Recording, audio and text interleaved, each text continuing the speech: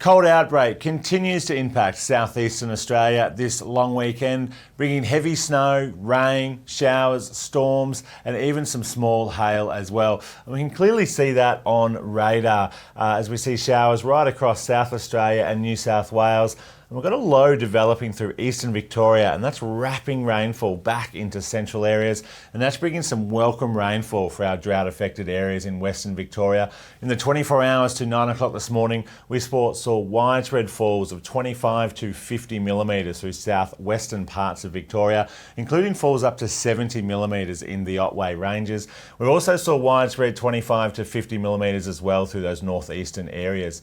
Now looking into today, we're going to see that rainfall continue across large parts of southeastern Australia. Showers and cold conditions into South Australia. Showers also getting up into northern New South Wales as well. But our focus of that rainfall and snow activity will be around Victoria, southern New South Wales and eastern and southern Tasmania, as that's where we're likely to see those heaviest falls on the backside of this developing low pressure system. Then as we move into Monday, we'll see another wave of rain moving to southern parts of Victoria. Showers continuing for much of South Australia and inland New South Wales. And we could see snow developing on not only the southern and central tablelands, but possibly even into the northern tablelands as well, particularly on Monday morning. And I'll get to that in a sec. Also likely to see hazardous surf conditions develop along the coast, and pretty windy as well, particularly around the Illawarra and the Hunter as well, with those strong west-northwesterly winds. Then as we move into Monday night and Tuesday, this low will finally move further away, but we're still likely to see widespread showers across southeastern parts on Tuesday afternoon and even into Wednesday before slowly easing.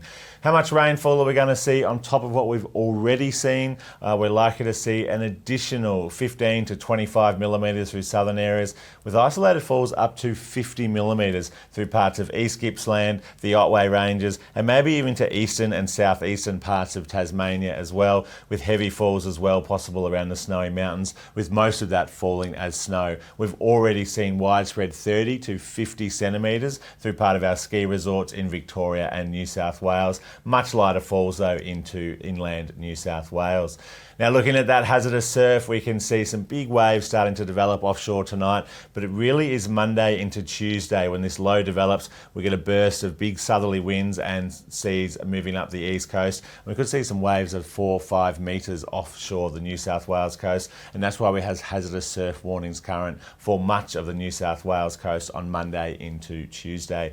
And finally, covering that snow threat, these pink areas show where we could see snow on the southern, central and even into the northern tablelands Sunday night into Monday morning, and continuing for our elevated areas well into the coming week. Because these snow levels dropped to around 800 or 900 metres today in Victoria and southern New South Wales, and around 1,000 metres for central and possibly even into the northern tablelands of New South Wales as well. As I mentioned, we've already seen heavy falls for our ski resorts. Could see an additional 10 to 20 centimetres there today and a few centimetres in the coming days, with many areas likely to see over half a metre in the last few days. So with all this weather around southeastern parts of the country in the next few days, make sure you stay up to date. Latest forecasts and warnings via our website and app, and we'll see you next time.